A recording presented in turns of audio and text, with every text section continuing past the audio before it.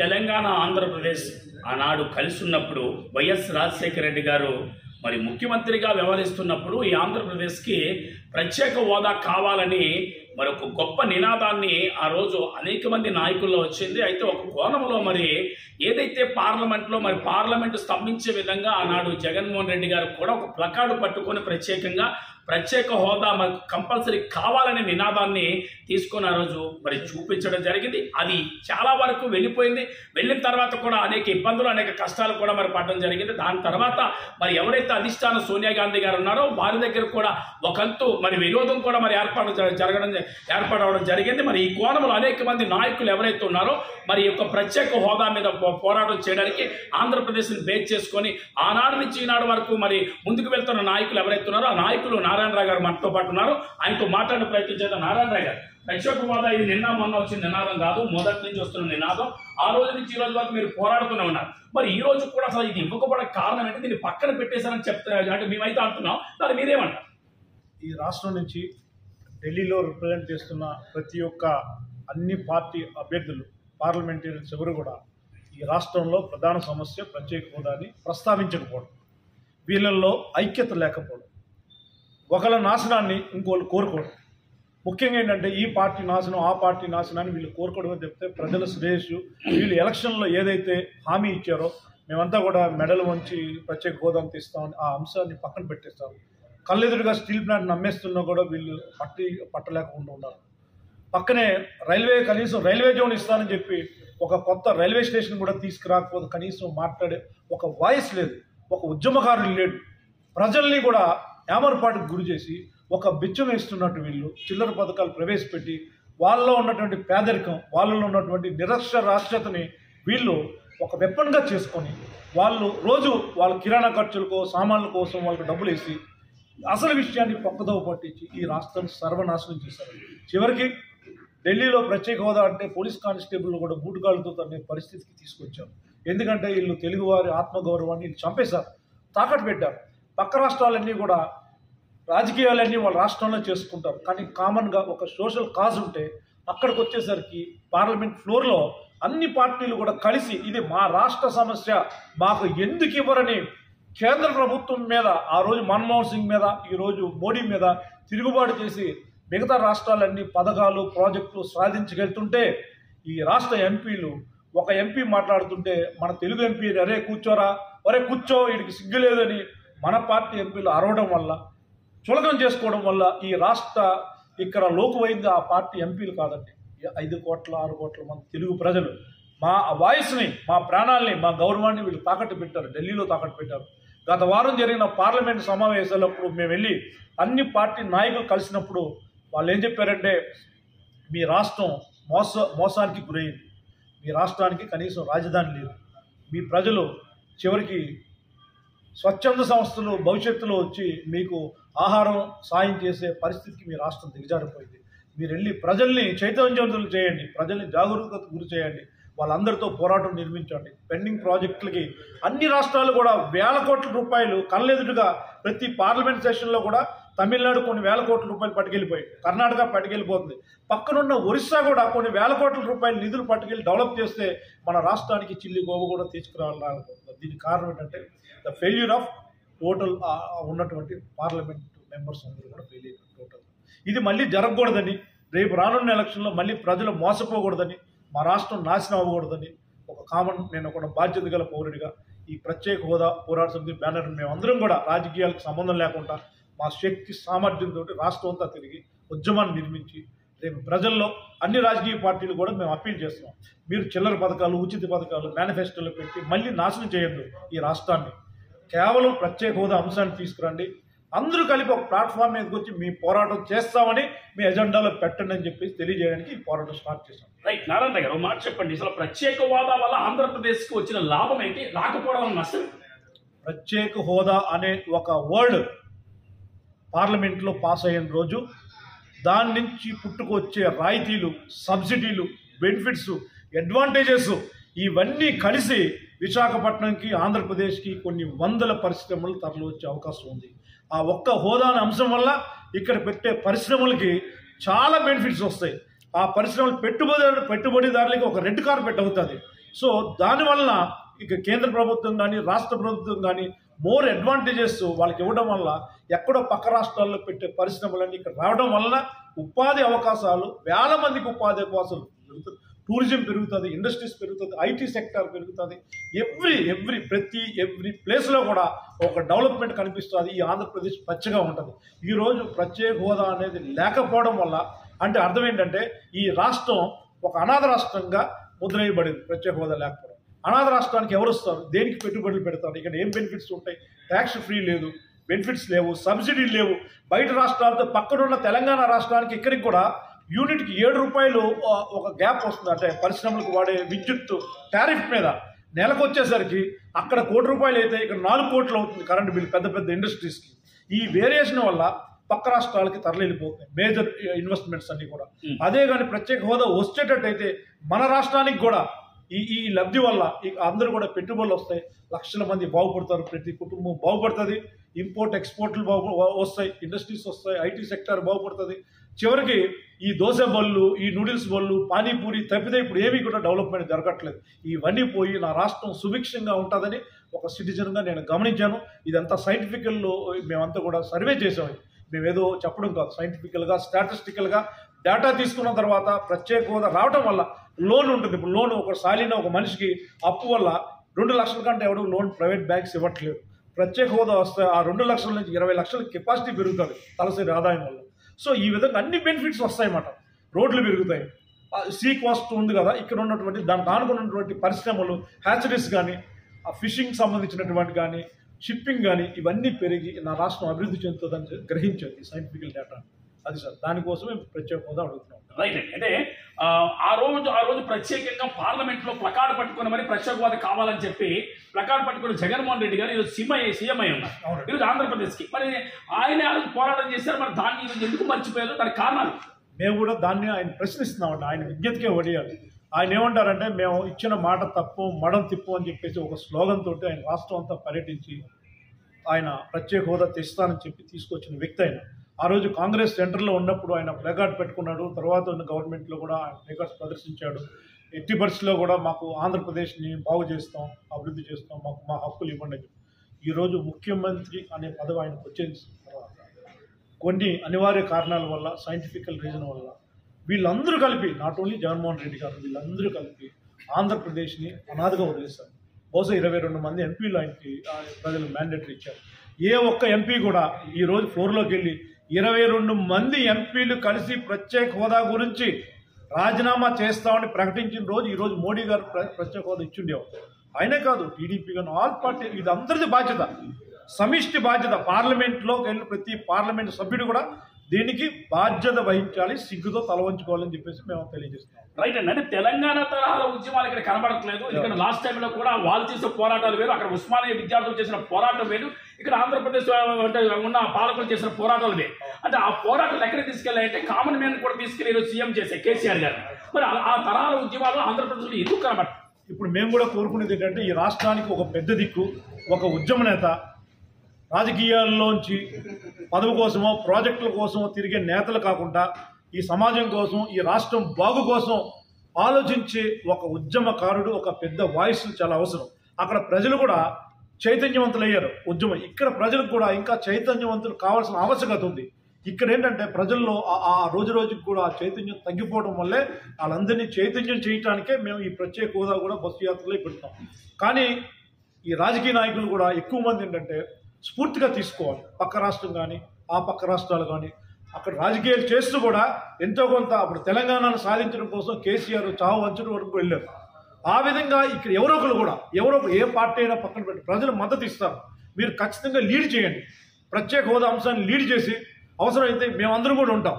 అందరూ కలిపి ప్రాణత్యాగం చేసైనా సరే మన ప్రత్యేక హోదాను తీసుకొచ్చి రాష్ట్రానికి ప్రజలకి కానుకగా ఇవ్వాలనే స్ఫూర్తిని కంకణం కట్టుకోమని చెప్పి మేము తెలియజేస్తున్నాం. అన్ని పార్టీ లీడర్లకు కూడా ముందుకు రమ్మని చెప్తున్నాం. మీ పవర్ ప్లాంట్ల కోసమో, NH5 రోడ్స్ కోసమో, ఫ్లైఓవర్ల కోసమో, మీ లాబింగ్ల కోసమో ఢిల్లీలో మేము ఇచ్చినటువంటి పార్లమెంటు సభ్యుని హోదాని పదవిని వాడొద్దని చెప్పేసి తెలియజేస్తున్నాం. రైట్ సతీష్, మరి వీరితో పాటు చాలా మంది మరి ప్రత్యేక హోదా కోసం మరి పోరాడుతున్న నాయకులు మనతో పాటు ఉన్నారు, వారితో కూడా మాట్లాడే ప్రయత్నం చేద్దాం. సార్ చెప్పండి అండి, గత పాలకులు ఎవరైతే ఉన్నారో 68 సీట్లు వైఎస్ జగన్ గారికి వచ్చినప్పుడు కూడా అప్పుడు తెలుగుదేశం పార్టీ రూల్ చేసింది, తర్వాత మళ్ళీ వాళ్ళు ఇప్పుడు ప్రజెంట్ మరి వైసీపీ వాళ్ళు రూల్ చేస్తున్నారు. మరి అప్పుడు ఆ పాలకులకు లేదు ప్రత్యేక హోదా మీద, ఈ పాలకులు లేదు, అసలు మీరు ఏం చేస్తారు అసలు? ఇది ఒక పూర్తిగా ప్రతి ఒక్కరూ ఆలోచించాల్సిన సబ్జెక్ట్. ఇది ఎందుకు మనం ఎన్నుకున్న నాయకులు మనకి మంచి జరిగే ప్రత్యేక హోదా గురించి పోరాడలేదంటే, ఒకటేంటంటే అక్కడ కేంద్రంలో ఏదైతే నాయకత్వం ఉందో ఆ నాయకత్వం పూర్తిగా ఆంధ్రప్రదేశ్ చెందిన నాయకులని చెప్పు చేతల్లో తీసుకున్నారు. వారి బలహీనతల్ని పూర్తిగా వాళ్ళు కనిపెట్టి ప్రత్యేక హోదా అడిగితే నోరు మూయించే విధంగా ప్రవర్తించడం వల్ల ఇది మనకి ఒక దుర్మార్గమైన పరిస్థితిలో మనం ఇరుక్కున్నాం. అటు చెప్పుకోలేము. ఈ రాష్ట్రంలోని ప్రతిపక్షం ఉందా, కేంద్రంలో పోరాడే ఏదైనా అవసరాల మీద పోరాడే ప్రతిపక్షం ఉందా అంటే మనం అందరం కూడా సిగ్గుతో తలవంచుకోవాలి. ఇటు కాంగ్రెస్లో కానీ, ఇటు వైకాపాలో కానీ, అటు తెలుగుదేశంలో కానీ ఎటువంటి బీజేపీకి వ్యతిరేకంగా నోరు విప్పే అవకాశమే లేదు. మొదటి 5 సంవత్సరాలు ఉన్న తెలుగుదేశం, అలాగే తర్వాత 4.5 ఏళ్ళుగా మనం చూస్తూనే ఉన్నాం వైకాపా ఎవరికి కూడా గొంతు వినిపించి బీజేపీని నిలదీసే తత్వం లేదు. అందులో మోడీ గారికి ఎదురుగా మన నాయకుడే మాట్లాడలేని పరిస్థితి. ఇది చాలా దుర్మార్గం, ఇది మన దౌర్భాగ్యం. అయితే ప్రజలు ఎప్పుడూ మోసపోరు. ఈరోజు ప్రజా నాడి గమనించి ప్రజల యొక్క సమస్యలను లోతుగా అధ్యయనం చేసిన మా నారాయణ గారు అన్నారు, ఈ పెద్ద దిక్కు లేకుండా ప్రజలు ఎటు పడితే అటు ఎటు గాలి వీస్తే అటు ఎవరు ఫ్రీ అంటే ఎవరు ఇది ఇస్తానంటే ఎవరు అది ఇస్తానంటే ఆ విధంగా తయారవుతున్నారు. ఇది దూరదృష్టితో చూస్తే ప్రజలు ఇంకా పేదరికంలో ఉండే పరిస్థితి ఉంది. దీనికి ఎక్కడో చోట సమాజంలో ఎవరో ఒకరు పూనుకోపోతే ఇది చరిత్రలో చారిత్రాత్మక తప్పిదంగా ఉంటుందని భావిస్తూ నారాయణ గారు ఒక ముందడుగేసి ప్రజలందరినీ చైతన్యవంతం చేయడానికి మాలాంటి వ్యక్తులందరినీ కలుపుకొని ఒక దిశ నిర్దేశం చేస్తూ రాబో రోజుల్లో ప్రజలకి ప్రత్యేక హోదా ఎందుకు అవసరం, దుర్మార్గంగా విడదీసిన మన రాష్ట్రానికి రాజధాని లేకుండా ఇవాళ కూడా మనకి రాజధాని ఏంటంటే చెప్పుకోలేని పరిస్థితి. మనకి రాజధానే లేదు. ప్రజలకు ఉద్యోగాలు ఎక్కడొస్తాయి, ఎక్కడ ఆఫీస్ పెట్టుకుంటారు, ఎక్కడ బిజినెస్ చేస్తారు, ఎక్కడ చిన్న మధ్య తరహా సూక్ష్మ పరిశ్రమలు ఏర్పాటు చేస్తారు, ఏ బ్యాంకుకి వెళ్ళి అప్పు అడుగుతారు, ఎక్కడ జాగాలు దొరుకుతాయి, అన్నీ కూడా గందరగోళంలో ఉన్న పరిస్థితి. ఈ పరిస్థితుల్లో ఇక్కడ చదువుకున్న పిల్లలకి ఇక్కడ ఉద్యోగాలు వస్తాయన్న పూర్తి నమ్మకం పోయి వేరు ప్రాంతాలకి ఎక్కడెక్కడికో పోయి ముసలి తల్లిదండ్రులు ఇక్కడ వదిలిపెట్టేసి ఎంతో బాధపడుతున్న అంశం మనకు తెలుస్తూనే ఉంది. ఎంతో అప్పులు చేసి చదివించి ఇక్కడ ఉద్యోగాలు రాకుండా పైనుంటూ ఆర్థిక భారాన్ని ఎంతో మోస్తూ ఉపాధి అవకాశాలు లేక తలదిల్లిపోతున్న యువతకి ఇది సరే, ఇక మీదటైనా సరే రాబో రోజుల్లో రాబో 10-15 ఏళ్ళలో మనకి ఒక ప్రణాళికతో ముందుకెళ్దాం. ఈ ప్రాంతాన్ని ఎందుకు అభివృద్ధి చేయకూడదనే ఒకే ఒక కసితో నారాయణ గారు చేస్తున్న ఈ ప్రయత్నానికి ఈ వేదికగా మేము పోరాటం ప్రారంభించి ఈ పోరాటాన్ని చాలా ఉధృతంగా తీసుకెళ్ళి రాబో ఎన్నికల్లో కూడా ఇదే ప్రధానాంశంగా ఉండే ఏ పార్టీలకైనా మా వంతు సహాయం అందించి ఏ పార్టీ కూడా ముందుకు రాకపోతే మేమే స్వయంగా ప్రజల్లోకి వెళ్ళి ప్రజలకి ప్రాతినిధ్య బాధ్యతను తీసుకుంటామని ఈ సభాముఖంగా తెలియజేస్తున్నాను. మీ పేరు కాశీభట్టు బ్రహ్మస్వరూప్. స్వరూప్ గారు ఒక మాట చెప్పండి. అంటే తెలుగుదేశం పాలకులు కూడా దీన్ని పట్టించుకోలేదు, తొంగలో తొక్కేశారని చెప్పాలి. తర్వాత వైకాపా పాలకులు ఎవరైతే ఉన్నారో వీళ్ళు కూడా పట్టించుకోలేదు. ఆల్రెడీ 22 మంది ఎంపీలు ఉన్నారు. పోరాడితే పోయేది ఏమిటి, బానిస సంఖ్యలు తప్పనని నినాదం కూడా వీళ్ళకి గుర్తురాలంటే దీన్ని ఏమన్నారు? చేతకాని తత్వం, స్వార్థపూరితమైన వ్యవహారం, పార్టీలన్నీ ఒక రకమైన నిరంకుశత్వం, పార్టీల్లో ఉన్న ప్రాతినిధ్యం వహిస్తున్న పార్లమెంట్ మెంబర్లకు కానీ మిగిలిన రాజ్యసభ మెంబర్లకు కానీ మాట్లాడితే గొంతు నొక్కే ప్రయత్నం. ఇంకోటి ఏంటంటే కేంద్రంలో ఉన్న నిరంకుశ పాలన. కేంద్రంలో ఎవరికైనా ఏదైనా మాట్లాడాలంటే వారి స్వార్థపూరితమైన వారికున్న పర్సనల్ ఆస్తుల మీద అటాక్ చేస్తారేమో, ఈడీ రైడ్ చేస్తారేమో, లేకపోతే ఐటీ రైడ్ చేస్తారేమో అని ఒక రకమైన అభద్రతాభావం కలిగించడం. వీటన్నిటికీ ఇది స్వార్థమే. ఎందుకంటే ప్రజల చేత ఎన్నుకోబడిన మీరు మీ యొక్క స్వార్థ ప్రయోజనాల కోసం ఇంకెన్ని సంవత్సరాలు ఈ ప్రజలను మోసం చేద్దాం అనుకుంటున్నారు. ఎక్కడే చోట దీనికి అడ్డుపడాల్సిన అవసరం చాలా ఉంది. అందుకే మేమైతే ప్రస్తుతం ఉన్న రాజకీయ నాయకుల్లో చిత్తశుద్ధి లేదని పూర్తిగా నమ్ముతున్నాం. ఈ వ్యవహారం ఇంతటితో ఆగిపోవాలని కూడా మేము బలంగా కోరుకుంటున్నాం. రైట్. మరి సతీష్, మరి వీరితో పాటు మరికొంతమంది ఎవరైతే ఉద్యమ స్ఫూర్తి కలిగిన నాయకులు మనతో పాటు ఉన్నారో వారితో కూడా మాట్లాడే ప్రయత్నం చేద్దాం. సార్ చెప్పండి, ఎందుకంటే ఉద్యమ స్ఫూర్తి ఊరికిన రాదు, ఎందుకంటే ఆ ఉద్యమాల్లో వెళితేనే వస్తుంది. ఆ కారణం చేతనే ఈరోజు ఎవరైతే పాలకులు పాలిస్తున్నారో ఈ యొక్క ప్రత్యేక హోదా మీద మరి ఇప్పుడు వరకు దృష్టి పెట్టలేదు. పక్క రైల్వే జోన్ కూడా దాన్ని తొంగలో తొక్కేశారు. దానికి ప్రత్యేకమైన కారణాలు ఏమంటారు? మన అందరికీ తెలుసు, ఇప్పుడు ఉన్నటువంటి పాలకులు గతంలో వాళ్ళు ఏ రకంగా మనకి ఏదైతే ఒక సమైక్యాంధ్ర ఉద్యమంలో మనం పోరాడే ముందుకు వెళ్ళడం జరిగింది, ఆ టైంలో మన వాళ్ళు ఎంతవరకు దాంట్లో పార్లమెంట్లో దాని మీద ప్రత్యేకంగా దృష్టి పెట్టి పనిచేయగలిగారు అనేది మన అందరికీ తెలుసు. వాళ్ళ బలహీనతల వల్ల ఈరోజు మనం ఈ దౌర్భాగ్య పరిస్థితికి తీసుకురావాల్సి వచ్చింది. మనం కూడా తెలంగాణలో లాంటి ఒక భయంకరమైనటువంటి ఒక ఉధృతమైనటువంటి ఉద్యమం అనేది మనం ఆంధ్రప్రదేశ్లో తీసుకొచ్చుంటే బట్ ఆ రోజుల్లో ఆ పరిస్థితి మనకు వచ్చేది కాదు. కాబట్టి ఇదంతా వైఫల్యం ఎందుకు జరుగుతుందంటే నాకేమనిపిస్తుందంటే ఇప్పుడు ఉన్నటువంటి పరిస్థితుల్లో ఈ యొక్క విభజనలో ఈ ప్రత్యేక హోదా విషయంలో వచ్చినటువంటి లోపాలకి కారణం ఇప్పుడు ఉన్నటువంటి గతంలో ఉన్నటువంటి నాయకుల్లో చేతరానితనం, వాళ్ళ యొక్క అవివేకం. అంటే వాళ్ళు ఏ రకంగా వాళ్ళ యొక్క సొంత స్వలాభాల కోసం వాళ్ళు చేసిన తప్పుల్ని సరిచేసుకోవడం కోసం ఢిల్లీ స్థాయిలో వెళ్ళి అధికారుల యొక్క కాళ్ళు పట్టుకొని వాళ్ళ యొక్క సొంతం సమస్యలు పరిష్కరించుకోవడానికి పరిమితం అయిపోవడం వల్ల ఈరోజు మనకి ఏదైతే ప్రత్యేక హోదా ఏదైతే ఉందో దాన్ని మరుగున పెట్టడం జరిగింది. ఇది మన దౌర్భాగ్యం. ఒక రకంగా చెప్పాలంటే మన 3 ప్రాంతాలైనటువంటి ఉత్తరాంధ్ర కానీ, కోస్టల్ ఆంధ్ర కానీ, రాయలసీమలో ఎంతోమంది అవేర్నెస్తో కూడుకొని ప్రపంచ దేశాల్లోని రకరకాల వృత్తిపరంగా రకరకాల వ్యాపారాల్లోని సెటిల్ అయి ఉన్నారు. కానీ ఆంధ్రప్రదేశ్లో ఎవరు కూడా తెలివి తక్కువలు అనేది కాదు, అందరూ తెలివైన వాళ్ళే.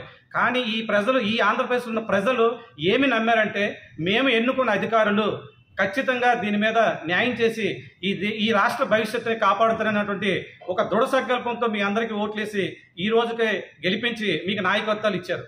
కానీ వాళ్ళందరూ విఫలమయ్యారు. కాబట్టి ఈరోజు ఈ దౌర్భాగ్య పరిస్థితి మనకు వచ్చింది. లేదంటే మనం ఈరోజు ఈ యొక్క ప్రత్యేక హోదా పోరాట సమితి అనేది ఒక సంస్థ పెట్టి దాని ద్వారా ఇలాంటి ఒక ఉన్నతమైనటువంటి విజ్ఞానాన్ని పొందిన వ్యక్తులు ఈరోజు ఇంకా ఆ పోరాటం కోసం మనం దిగజారే పరిస్థితికి వచ్చామంటే ఇది ఎంత దౌర్భాగ్య పరిస్థితి మన రాష్ట్రంలో ఉందో మనం ఆలోచించాలి. దయచేసి మీరు ఏ పార్టీ వ్యక్తులవని ఏ నాయకులవని ఒకటే ఆలోచించండి.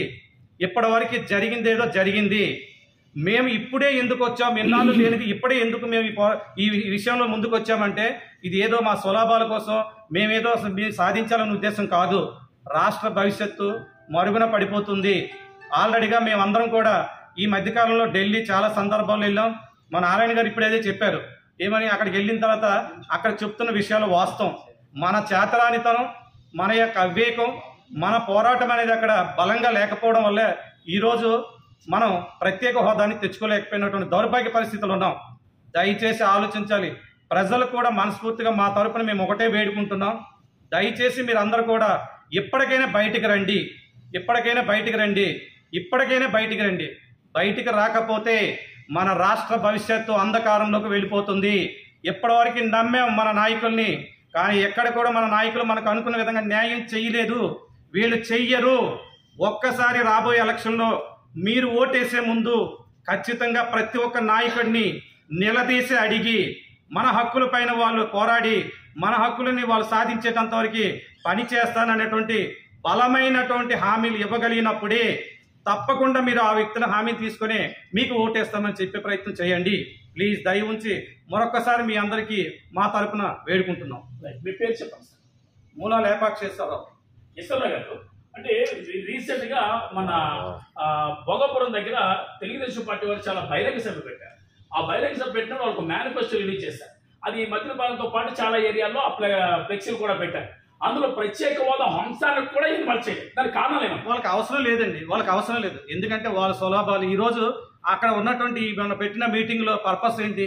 పార్టీలు కొట్టుకోవడాలు, పార్టీల మధ్యలో సమస్యలు చెప్పుకోవడమే తప్ప ఎవరైనా ప్రత్యేక హోదా కోసం కనీసం ఈరోజు ఆ పార్టీ వాళ్ళు ఇంకో పార్టీని ప్రభుత్వం నడిపిస్తున్న పార్టీని కూడా నిలదీసి అడిగారా?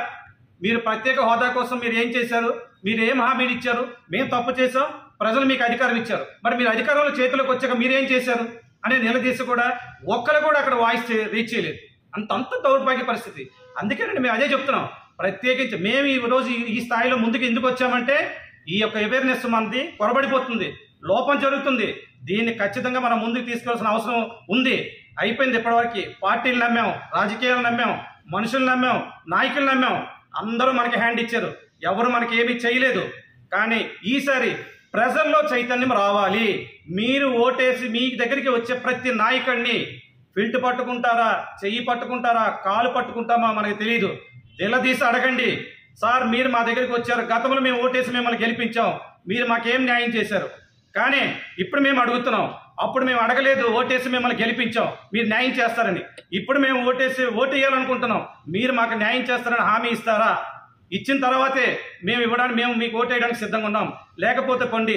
అందుకే మేము కూడా ఆలోచించి మా యొక్క సంస్థ ఆధ్వర్యంలో కూడా అవసరం వస్తే రాబోయే ఎలక్షన్లు కూడా మేము ప్రజల తరపున నిలబడి పోటీ చేసి అవసరం వస్తే సాధించుకొని ఈ ప్రత్యేక హోదాని తీసుకొచ్చే ప్రయత్నంలో కూడా మేము ముందుకెళ్లే ప్రయత్నం జరుగుతుంది. అదే విధంగా ఈ రాష్ట్ర వ్యాప్తంగా ప్రతి జిల్లాలకు వెళ్ళి మేము ఈ అవేర్నెస్ తీసుకొచ్చి ఏదో రకంగా ఈ ప్రత్యేక హోదా దృష్టిలో పెట్టుకొని రేపు పరిపాలించబోతున్న నాయకులకి ఓటేసే విధంగా ప్రజల్లో అవేర్నెస్ తీసుకురావాలని మా ప్రయత్నం అది బలంగా ఉంటుందని ఈ సభాముఖం కోరుకుంటున్నాం. రైట్. మరి వీరితో పాటు మరికొంతమంది సీనియర్ నాయకులు ఉన్నారు. మరి అప్పటి నుంచి ఇప్పటి వరకు అంటే ప్రత్యేక హోదా నినాదం వచ్చిన కానీ ఇప్పటి వరకు పోరాడుతున్నారు. ఆ వ్యక్తులు మనతో పాటు ఉన్నారు. ఆ వ్యక్తులతో మాట్లాడడం ప్రయత్నించాను. సార్ చెప్పండి, అంటే ఫైనల్ గా ఇప్పుడు ఈ నిజంగా పోరాటం చేస్తే వర్కౌట్ అవుతుంది అంటే ఎదిరించబడి లేకపోతే బెదిరించబడ్డ రాజ్యం అన్నట్లుగా ఈ రోజు కనీసం పవన్ కళ్యాణ్ గారు నేను ప్రశ్నించడానికే వచ్చాను, నేను ప్రశ్నిస్తానన్నారు. మరి ప్రశ్నించేటప్పుడు ఈ యొక్క ప్రత్యేక హోదా నినాదం ఆయన మర్చిపోయారు కదా. ఇప్పుడు all politicians are equally bad, అది చాలా ఖచ్చితమైన ఇది. పొలిటీషియన్స్ మీకు ఎటు నుంచి ఎలా చూసినా సరే ఈరోజు వాళ్ళు చేసేదంతా కూడా వాళ్ళ స్వప్రయోజనాల కోసం, వాళ్ళ ప్రాజెక్టుల కోసం, వాళ్ళ కాంట్రాక్టుల కోసం తప్ప గుడ్ పొలిటీషియన్ అంటే ఎవరు అంటే చాలా ఈజీగా అపోజిషన్ పార్టీని తొక్కేవాడు అంటారే తప్ప స్టేట్ కోసం, దేశం కోసం ఆలోచించేసేవాడు అంటట్లేదు. ఎంతో తెలివైన పొలిటీషియన్ అంటే చాలా ఈజీగా పక్కన పెట్టాం. నారాయణ గారు ఒక ప్రజా యోచన కోసం మహారాష్ట్ర వెళ్ళి శరద్ పవార్ గారిని కలిసిన, ఢిల్లీ వెళ్ళి శరద్ పవార్ గారిని కలిసిన, వీరకల్ని కలిసిన, మాట్లాడిన దాని వెనకాతల ఒక అద్భుతమైన ఉద్యమం స్ఫూర్తి ఉంది. ప్రత్యేక హోదా ఎలా అయినా తీసుకురావాలని ఒక పట్టుదల ఉంది. అదే పట్టుదల ఈ పొలిటీషియన్స్లో లేకపోవడం అనేది చాలా దౌర్భాగ్యం. కాబట్టి మనం ఎన్నుకునే పోయే ప్రజాప్రతినిధులు కూడా ఈశ్వరరావు గారు చెప్పినట్టుగా ప్రశ్నించాలి, అడగాలి. మనం వివేకంతో బిహేవ్ చేసి మన జనాలు కూడా చైతన్యం తెచ్చుకురావాలి. మీ పేరు? గిరిధర్ గారు. అంటే నాకు ఇంటెలిజెన్స్ రిపోర్ట్స్ ఉన్నాయి, ఏపీ స్టేట్ గవర్నమెంట్ మీద నాకు ప్రతిదీ కూడా ఎప్పటికప్పుడు అమిత్ షా గారు నాకు అంటే అనౌన్స్మెంట్ చేస్తుంటారు అని చెప్పిన వ్యక్తికి బాగా క్లోజ్ అయ్యి కదా అమిత్ షా గారు. మరి అలాంటప్పుడు 22 మంది ఎంపీలు ఎవరైతే ఉన్నారో వారు పోరాటం చేయలేనప్పుడు పక్కన పట్టించుకోలేనప్పుడు నీకంటూ ఒక వాల్యూ ఉంది కనుక మరి మీరెందుకు పోరాటం చేయట్లేదు? మేమంతా కూడా అంటే మీరు పవన్ కళ్యాణ్ రైట్ సార్ చెప్పండి. అంటే ఇప్పుడు ఏదైతే నాకు అమిత్ షా గారి దగ్గర ప్రతి ఇంటెలిజెన్స్ రిపోర్ట్స్ వస్తాయి, ఆంధ్రప్రదేశ్లో జరుగుతున్న ప్రతి ఒక్క క్రైమ్ మీద కూడా నాకు రిపోర్ట్స్ ఎప్పటికప్పుడు అందుతున్నాయి అని చెప్పి అంటే ఒక్కానిస్తున్న పవన్ కళ్యాణ్ గారు ఎవరైతే ఉన్నారో మరి అంత క్లోజ్ అయినప్పుడు ఇటు ఏదైతే ప్రత్యేక హోదా ఉందో దీనికోసం మాట్లాడట్లేదు, రేపో మాపో స్టీల్ ప్లాంట్ ఆల్రెడీ అమలుపోబోతుంది, దానికోసం కూడా కనీసం ఒక మాట కూడా మాట్లాడట్లేదు. ఎలా చూడొచ్చు వీళ్ళకి ఎవరికైనా సరే ప్రజా ప్రయోజనాల మీద ఏమన్నా అభివృద్ధి కార్యక్రమాల మీద ఏమన్నా యోచన ఉంటే మీరు చెప్పినట్టుగా అడగాల్సింది. కానీ యాజ్ సెడ్ వీళ్ళకి ఎంతసేపు ఉన్నది అంతసేపు కూడా వాళ్ళ స్వప్రయోజనాలు, వాళ్ళ పార్టీలు పవర్లోకి రావడం, అవతల పార్టీని తొక్కడం, అంతవరకే ఆలోచన తప్ప లేకపోతే ఉచితాలు ఇవ్వడం, పంచడం, వాటితో ఏమైనా ఓట్లు వస్తాయేమో చూడడం, ఓట్ బ్యాంకును వెంటాడడం, అంతకుమించి వేరే ఆలోచన ఏదీ లేదు. అదే ఉండుంటే ఫస్ట్ ఆఫ్ ఆల్ జనాలు ప్రశ్నించడం మొదలు పెడితే జనాలు ఏమడుతున్నారు, ఈరోజు మాకేమిస్తామని అడుగుతారు. కాబట్టి వీళ్ళు అదే మాట్లాడతారు. అంటే ఇప్పుడు ఒక్కొక్క నారాయణ రావు గారు లాంటి వారు కానీ, ఈశ్వరరావు గారు లాంటి వారు, సార్ లాంటి వారు కానీ, మీరు లాంటి వారు అంటే మీలాంటి అంటే మేధావులు తప్ప ఈ ప్రత్యేక హోదా మీద నుంచి వాళ్ళు వాళ్ళ కోసం కనీసం వామపక్షాలు కానీ ప్రతిపక్షాలు కానీ ఎందుకు పట్టించుకోవట్లేదు? అసలు ప్రత్యేకమైన కారణం ఏమైనా ఉందంటారా? తప్పకుండా ఉంది. జనాలు అడగట్లేదు, జనాల్లో చైతన్యం లేదు. అంటే పొలిటీషియన్ చెప్పిందే అడుగుతారా, లేకపోతే జనాలు పొలిటీషియన్ చేస్తారా? ఇప్పుడు చైతన్యం ఎక్కడి నుంచి రావాలి? జనాల్లోంచి రావాలి. నాకు ఇది కావాలి, ఇది నాకు నా అవసరం, మా స్టేట్ మాకు ఇది కావాలి, ఇది ఇచ్చిన వాళ్ళకి మేము ఓటేస్తామన్న నినాదం స్ట్రాంగ్గా వెళ్తే ప్రతి పార్టీ కూడా ప్రత్యేక హోదా బ్యానర్ పట్టుకుని వస్తాయి. అంటే వామపక్ష ప్రతిపక్షాలు కూడా దీన్ని పట్టించుకోవట్లేదు కదా. వామపక్ష ప్రతిపక్షాలు కంపల్సరీ పోరాట యోధులు వారు పట్టించుకోవట్లేదు. కనీసం ఈ ఒక ప్రత్యేక హోదా మీద ఎప్పుడు వాళ్ళకి నచ్చినప్పుడు చేస్తున్నారు, రోడ్ల మీదకి వస్తారు, మన మామూలు అయిపోతుంది. కనీసం మీలాంటి వాళ్ళ మేధావులను మీతో కలుపుకొని ఎందుకు యుద్ధానికి దిగట్లేదంట? ఇలాంటి సమావేశాలు గట్టిగా జరగాలి, ఇది బాగా జనాల్లోకి వెళ్ళాలి. వామపక్ష పార్టీలే కాదు, చంటి పిల్లాడు కూడా అడుగుతాడు, ఆ రోజు వస్తుంది. కానీ ఉద్యమం స్ట్రాంగ్గా వెళ్ళాలి. రైట్. మరి ఏదేమైనప్పటికీ కూడా వారు ఒకటే చెప్తున్నారు, ప్రతి ఒక్కరిని మేము చైతన్యం చేసుకుంటూ పోతాం, పార్టీలకు అతీతంగా. మరి ఎక్కువ అంటే ఎవరైతే ఉన్నారో మాకు ఆ పార్టీ ఇప్పటికి సంబంధం లేదు, ఎవరైనా వస్తే ఒకవేళ కలుపుకుంటే మేము వాళ్ళతో పనిచేస్తాం, లేదనుకుంటే మాకు మేము కానీ ఉద్యమ స్ఫూర్తితో ప్రజల్లోకి వెళ్తాం, ప్రజలు చైతన్యపరుస్తాం. ప్రత్యేక హోదానికి స్టీల్ ప్లాంట్ కూడా అమ్మనవ్వకుండా దాన్ని ఆపగలిగే శక్తి మాకు ఉంది. అలాగే మాకు ఉద్యమ స్ఫూర్తిలో ఏదైతే ఉందో మరి ప్రత్యేక హోదా విషయంలో 10 అడుగులు కాదు 100 అడుగులైనా ముందుకేసి మేము మా పోరాటాన్ని కొనసాగిస్తామని వారు తెలియజేస్తారు. వీడియో జర్నలిస్ట్ సతీష్తో సిటీ న్యూస్ వైజాగ్ వేణుగోపాల్.